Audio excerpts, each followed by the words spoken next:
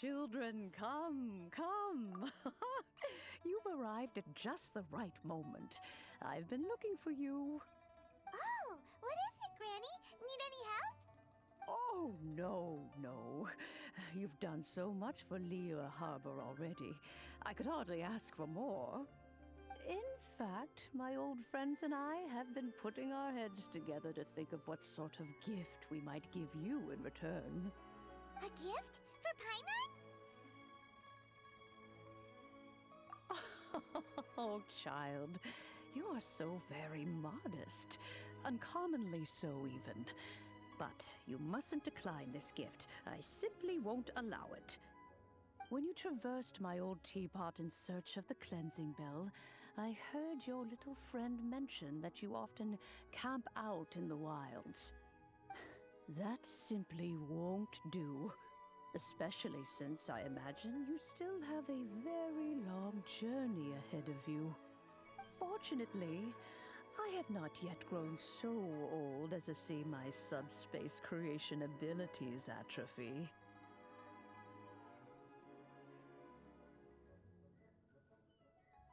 Oh, did my friends never mention that to you? Well then, it is a blessing we old folks once received from Rex Lapis, part of our illumination, if you will.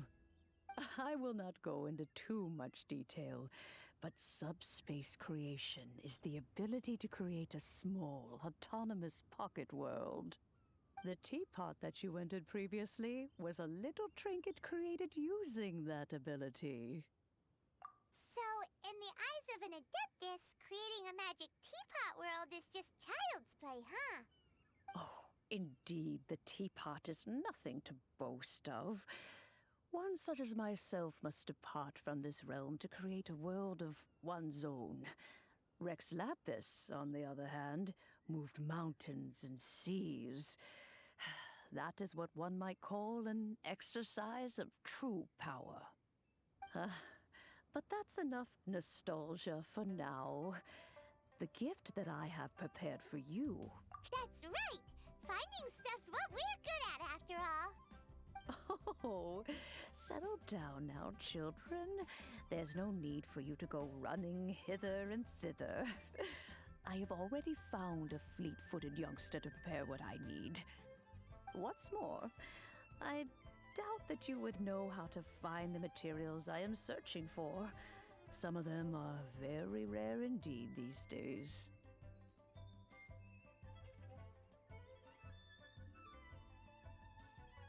Well, for starters, I require some shimmer soil from the banks of Dihua Marsh. Back in the day, it could only be found where the glazed lilies thrived most profusely.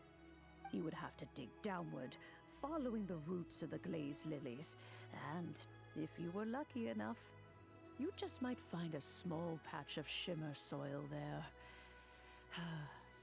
But almost no one has been able to find shimmer soil in this manner since Dihua Marsh came to be the way it is today. Even more difficult to find is smaragdus jadeite, which must be chiseled from the rock of the chasm. Or so it used to be. Ever since the Blackcliff Forge opened for business, they've slowly but surely stripped the mines all but completely bare of it. In any case, smaragdus jadeite is an adepti treasure, and the adeptal power within is not something that most humans can withstand. Extended contact with it is, in fact, harmful to humans. Goodness knows if that child will succeed in finding these items.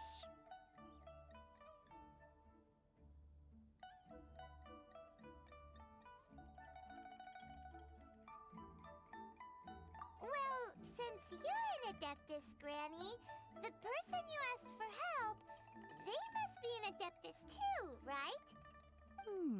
Yes. I suppose she does count as an Adeptus. She counts? How come there are so many Adepti in Liyue Harbor?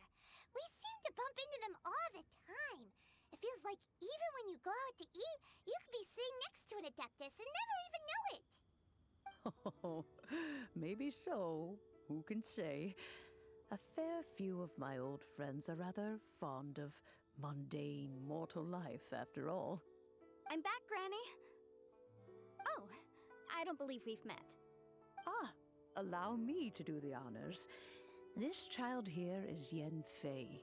She's the one helping run some errands for me. Yen Fei, I believe you've already heard of the traveler and her traveling companion. Of course, who hasn't? Much has been written about you in the Millilith's records. You became one of Liyue's most wanted after the Millilith marked you as a suspect following the incident at the Rite of Dissension. After which, you fought off the Millilith at Julian Karst and made contact with the Fatui. Before finally defeating an ancient god together with Granny and her associates, and subsequently being cleared of any and all suspicion by the Chiseng. What a shame. A shame that we didn't meet sooner. If we had, well, I can't say that I would have been able to clear you of suspicion immediately, but it certainly would have been less, embarrassing for you. Allow me to introduce myself once more. I'm Yenfei, a legal advisor. Got a legal problem? You can come right to me. Oh, yes, here's my business card. You'll find it has my contact details and office address. Keep it handy. If you have an urgent issue, just leave me a note at this address. Oh, and I almost forgot to mention, I offer a very generous discount for first-time customers. All right, Yenfei, all right. Let's get to the business at hand. I do not think these two are in any dire need of legal assistance at the moment. You'll have to excuse Yenfei. She's always been like this. Paimon was gonna ask the same question. You seem really different from the ones we've met before. An Adeptus? I guess. Kinda. My old man said he was one anyway. He mentioned that he once campaigned with Rex Lapis for a long old time, and then after that was all over, he went back and married my mom. They had me, and once I was all grown up, the two of them upped and left on a journey, leaving me with Granny here. Well, that's a bit casual for an Adeptus. Aren't you guys supposed to sign solemn contracts to protect Liyue Harbor and all that stuff? What do you mean he just went back to get married? Well, my dad did say that he'd talked it through with Rex Lapis, and that he was fine with it. Even contributed towards the wedding gift, apparently. Anyway, let's not dwell on that too much. So, Granny, I've gotten a hold of most of the stuff you asked for, except for Smaragdus Jadeite. I couldn't find any at all. The chasm's been sealed off, and there's just no way in. Couldn't secure any documentation either. Looks like the Ministry of Civil Affairs is serious about keeping it strictly locked down. Is that so? But Smaragdus Jadeite is really rather essential. Yenfei, are you sure you can't find some other way? They have helped Liyue greatly, after all. It is only right that they are duly rewarded. I know, Granny, you've told me 1,000 times already. Well, the chasm's definitely a no-go, but there's still a chance we can figure out some alternative means of procurement. Hold on a moment. Let me have a look. Whoa, that's a really thick book. What kind of things do you write in there? Commercial consultancy. Or Snezhnaya. Ah, found him. Krustle. A Snezhnayan merchant who once came to me with some legal queries on certain articles in the legal codices. If my memory serves, all of them had to do with rare ores. He mentioned that he was considering acquiring some Smaragdus Jadeite to make hairpins, and wanted to know if there were any legal ramifications that he should be aware of. Said he was planning to sell them in Snezhnaya. So, I guess I'll go look for him. With any luck, he'll have gotten his hands on some Smaragdus Jadeite, or might have an idea of where we can find some.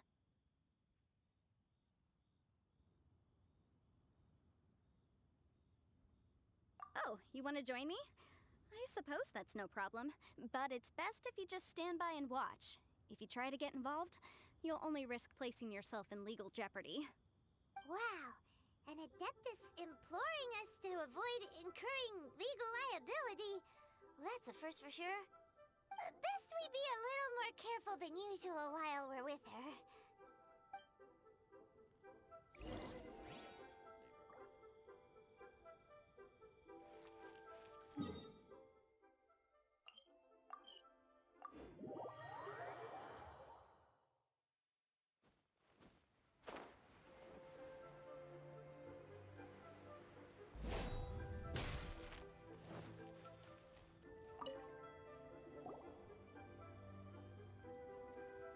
Mr. Crossell. How's business been? Oh, good, very good. All thanks to your advice, Miss Yanfei. What brings you here today? You're too kind. I was simply doing my job. Now, I believe that the last time we met, you mentioned that you were looking to source some Smaragdus Jadeite to make hairpins. Have there been any further developments on this front?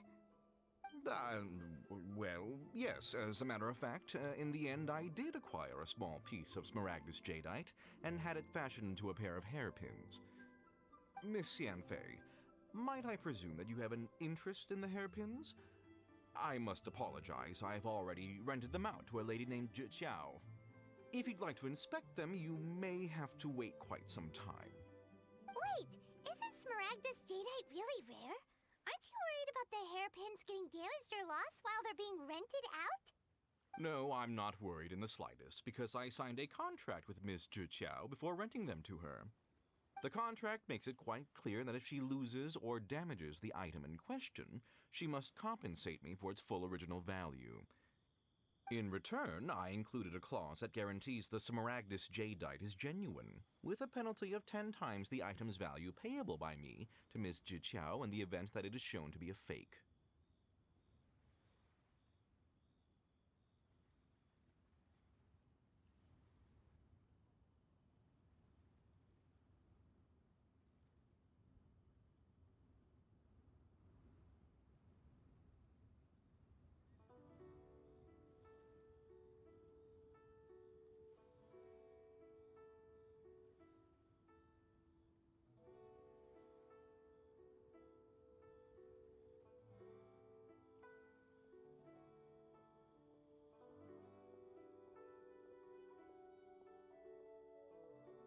Guaranteed genuine, with 10 times the value payable if this claim is shown to be false. Yes, these terms are very clear indeed. Of course. This way, both the client and I have the assurance we need. To ensure fairness, each of us has retained an original copy of the contract. In that case, might you know where Miss Zhi Qiao lives? We'd like to pay her a visit and have a look at the hairpins. Oh, of course. She wrote her address down when we signed our contract. Here, I'll mark it on your map for you. Thanks a lot, Mr. Crossell. We'll be off now.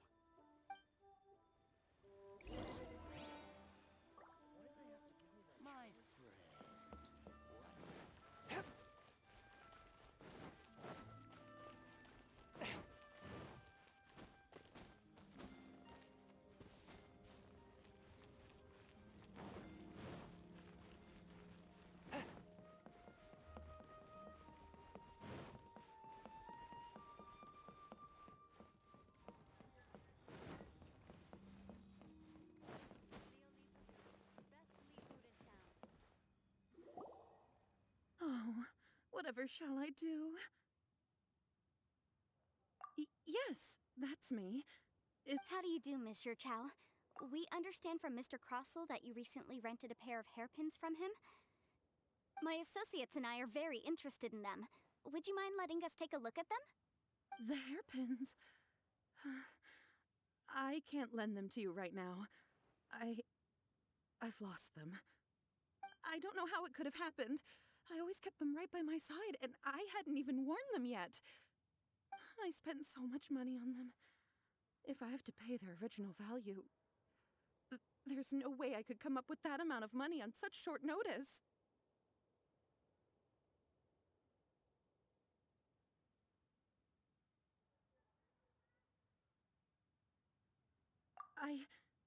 My family is in the ore business too, but business has been suffering ever since the chasm was sealed off. We now have a backlog of paid-up orders just sitting around, so we've been having to purchase some stock from other ore merchants to complete them. A big banquet is coming up in a few days, and several ore merchants I know of will be there. I need this opportunity to mingle and discuss prices. That's what the hairpins were for, to keep up appearances. I can't have them looking down on me. But now that I've lost the hairpins, what will I do? Why does Paimon have a sudden strong sense of déjà vu?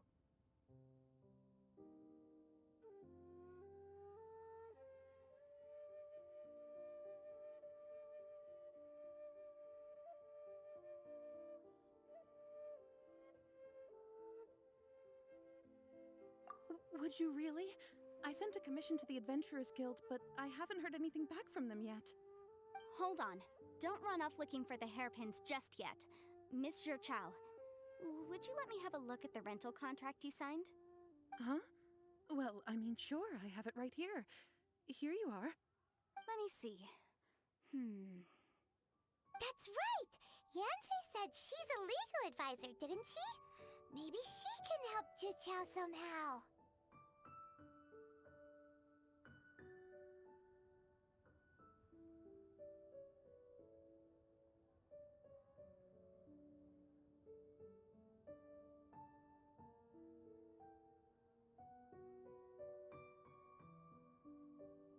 True. Though surely there must be a win-win solution. Right. I finished reading the contract. The terms are very clear, and they do indeed stipulate that you must pay Mr. Crossel the original value of the hairpins as compensation for the loss.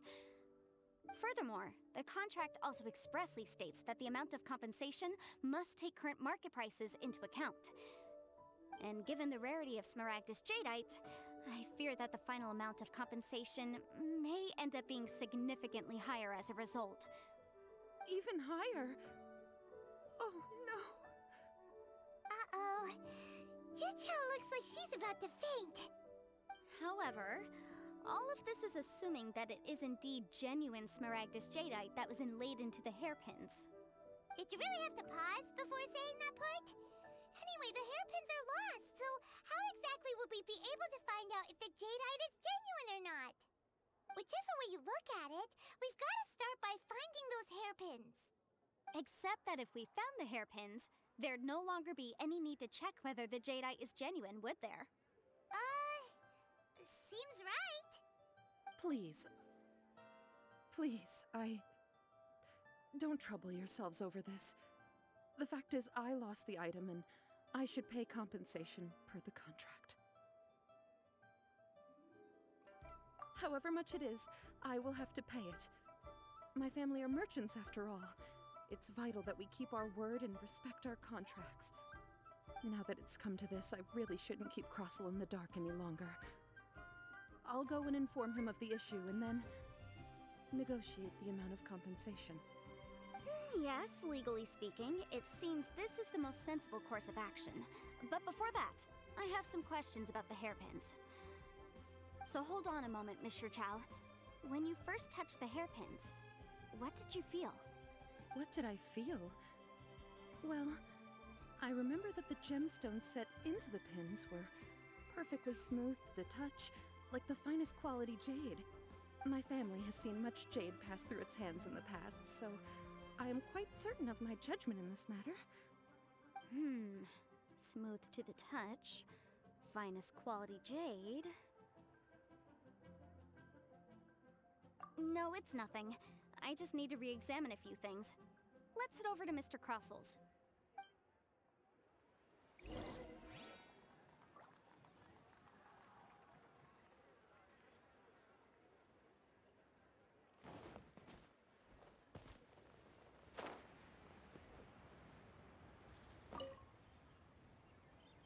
Ah, Miss Yanfei, you've returned.